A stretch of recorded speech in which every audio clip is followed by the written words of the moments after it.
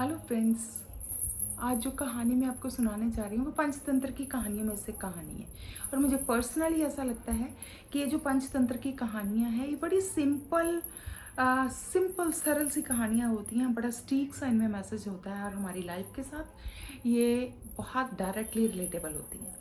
तो उन पंचतंत्र की कहानियों में से कुछ सिलेक्टेड स्टोरीज जो हैं वो ओशो ने सुनाई हैं।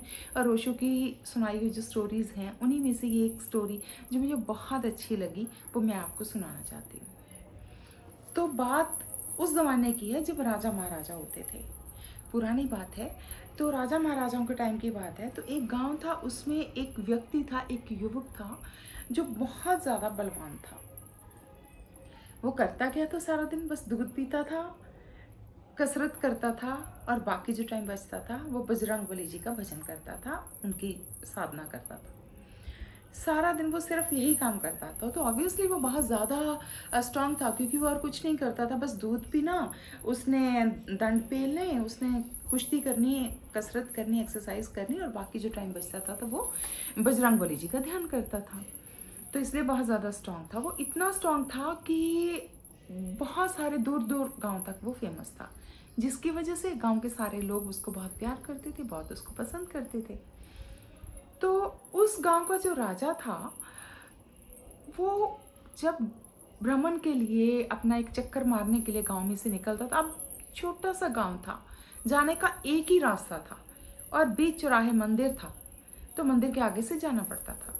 अब ये जो युवक था ये क्या करता था, क्योंकि सारा दिन इसने दूध पीना, कुश्ती करनी है और बाकी टाइम क्योंकि बजरंगबली जी का ध्यान करना है, तो जब देखो वो मंदिर में बैठा रहता था, उसको और कुछ काम ही नहीं था।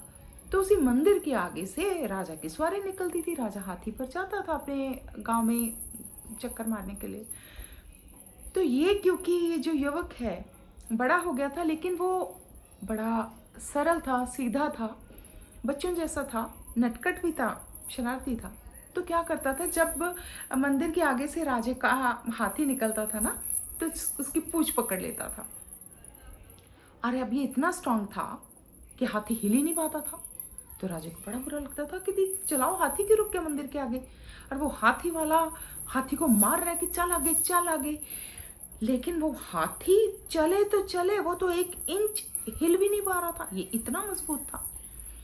तो फिर ये हंसता था कि वो मार रहे हैं, हाथी चल नहीं पा रहा है, और इसको बड़ा मजा आता था, नटखट तो था ये बच्चों जैसा।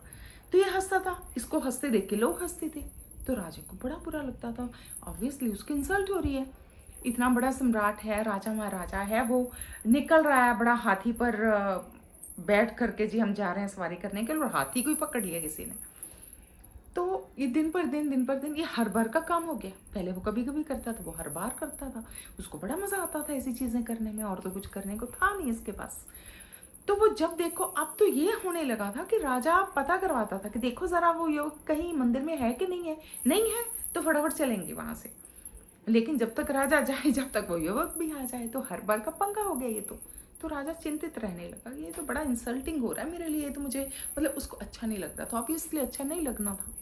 तो उसने सोचा, बड़े लोगों से पूछा कि क्या लेकिन नहीं समझ आ रहा था किसी। तो उसने सोचा हो ना हो किसी फकीर के पास इसका हल होगा ज़रूर। तो वो एक फकीर के पास गया कि बाबा मैं बड़ा परेशान हूँ, ऐसे ऐसे मैं जब भी जाता हूँ तो वो युवक है, मतलब उसने पूरी बात ऐसे बताई। तो फकीर कहता कोई प्रॉब्लम नहीं है, अभी बुला लो, इसको हल कर देता हूँ मैं। तो राजा बड़ा खुश हो गया, कहता अभी बुला लो, कहता अभी बुला लो युवक को। तो युवक को बुला लिया गया। तो फकीर ने युवक के साथ बात की, कभी एक बात बताओ, ये अभी तुम जवान हो, सारा दिन कसरत कर सकते हो, और लोग तुम्हें इतना प्यार करते हैं, इतना पसंद करते हैं, तुम्हारे लिए दूध भिजवाते हैं, क्योंकि तुम्हारी वजह से गांव भी फेमस हो रहा है। लेकिन तुम हमेशा तो इतने ताकतवर, इतने ज़्यादा मजबूत नहीं रहोगे, इतनी ज़्यादा एक्सरसाइज हमेशा तो तुम कर नहीं पाओगे। फिर क्या होगा, जब तुम मजबूत नहीं रहोगे, एक्सरसाइज कर नहीं पाओगे, तो लोग नेचुरली तुम्हें दूध नहीं बेचेंगे, खाना नहीं बेचेंगे तुम्हारे लिए। तुमने सोचा कि फिर क्या होगा। तो वो युवक कहता सोचा, मैंने तो सोचा ही नहीं कभी कुछ भी, तो मैंने ये भी नहीं सोचा कि फिर क्या होगा, इसके बारे में मैंने सोचा नहीं। तो कहते फिर सोचो। तो युवक कहता मुझे तो पता नहीं। तो फकीर ने बोला कि ऐसा है, ये आपके सम्राट जो है ना आपको बहुत ज़्यादा पसंद करते हैं, तो ये आपको काम दे देंगे। वो कहता काम तो मुझे कुछ आता ही नहीं। कहता नहीं, आपको काम दे देंगे ₹25 महीने के मिलेंगे। उस ज़माने में ₹25 बहुत ज़्यादा होते थे। कहते ₹25 मिलेंगे, लेकिन वो युवक कह रहे हैं मुझे कुछ काम आता ही नहीं है, मुझे तो बस दूध पीना आता है, कसरत करनी आती है या बजरंग बली जी का भजन कीर्तन करना आता है। तो कहते हैं नहीं, हमें मालूम है कि तुम्हें कुछ भी नहीं आता है, तो हम तुम्हें वैसा ही काम देंगे, तुम्हारा सम्राट तुम्हें वैसा ही काम देगा जैसा कि तुम कर सकते हो। तो ठीक है। तो वो फ़कीर ने बोला कि ऐसा है कि हर रोज़ सुबह साँझ तुम्हें महल में जाना है, शाम को 6 बजे तुम्हें महल में जाना है, वहाँ दिया जला देना क्योंकि रात हो गई, अंधेरा हो रहा है, और सुबह 6 बजे जाकर वह दिया बुझा देना है। अगले दिन फिर तुम्हें शाम को 6 बजे जाना है, दिया जला देना, सुबह 6 बजे जाना, दिया बुझा देना, बस इतना ही काम है। और बाकी पूरा दिन 24 घंटे तुम फ्री हो और तुम कुछ भी करो, कहीं आओ जाओ, हमें कुछ मतलब नहीं है बस, लेकिन ये मिस नहीं करना और इसको लेट नहीं करना। युवक कहता बस इतनी सी बात है, तुम्हें कर लूँगा, इसमें कौन सी बड़ी बात है। कहता ठीक है, अब तुम जाओ, तुम्हारी नौकरी आज से पक्की होती है और आज से तुम्हारा काम शुरू होता है। युवक चला गया।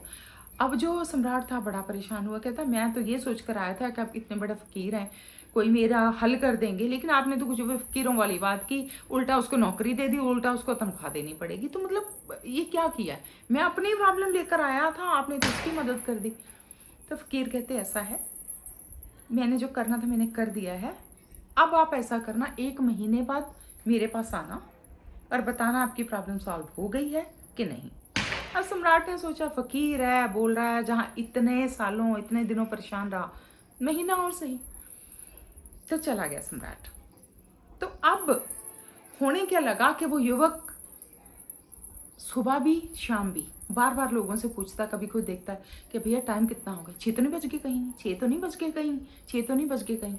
कब 4 बजे पूछ रहा है, कभी 2 ही बजे पूछने लग जा रहा है, कभी 5 बजे पूछ रहा है, बार बार पूछा 6 तो नहीं बज गए, हर 10 मिनट बाद उसको 6 तो नहीं बज गए कहीं। तो कुछ दिनों के बाद राजा फिर निकला अपनी सवारी लेकर, हाथी पर जा रहा है, चौराहे में से जा रहा है, मंदिर के आगे से जा रहा है, वो युवक फिर वही है, उसका फिर वही पंगा, उसने फिर पूंछ पकड़ ली उसकी, हाथी की। तो वो अब हुआ क्या, हाथी तो चल रहा है और युवक घिसटते हुए साथ जा रहा है। वो जोर लगा रहा है उसको रोकने के लिए, लेकिन हाथी नहीं रुक रहा, युवक घिसटता हुआ चला गया।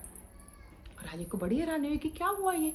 तो भागा भागा वहां से फकीर के पास गया, फकीर को बोलता है कि वो तो आपने क्या किया युवक को। तो फकीर ने कहा कि मैंने उसको चिंता दे दी है कि फिर क्या होगा, उसको मैंने चिंता दे दी है। अब वो वाला मस्त मोला जो था ना, हर टाइम उसको पता ही नहीं कब सुबह हो रही है कब सांझ हो रही है, मस्त था, मस्ती करता था, खाता पीता एक्सरसाइज करती, भगवान का भजन किया। अब वो नहीं रहा, अब वो चिंता वाला इंसान हो गया है, और क्योंकि इसको चिंता हो गई है अब इसकी शरीर की शक्ति जाती जाएगी। अब थोड़े दिन में तो देखना इतना भी नहीं रहेगा, वो पकड़ भी नहीं पाएगा उसको ढंग से। तो राजा खुश हो गया, उसका काम हो गया। लेकिन ये स्टोरी सुनकर मैंने सोचा कि हम सबकी ज़िंदगी में न जाने कितने फिर कब होगा, फिर क्या होगा, ये सारा कुछ कितना है हमारी लाइफ में।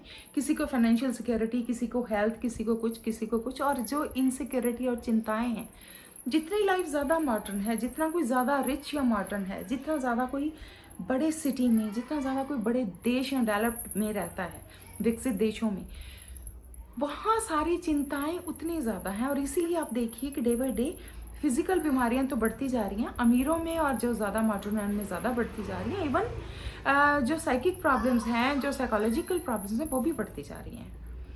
तो क्या करना चाहिए, और इस स्टोरी हमारी लाइफ से वाकई कितनी रिलेटेड, आपको क्या लगता है, हमें कितना सोचना चाहिए, फिर क्या होगा और क्या करना चाहिए, मुझे कमेंट करके ज़रूर बताइएगा। Thank you.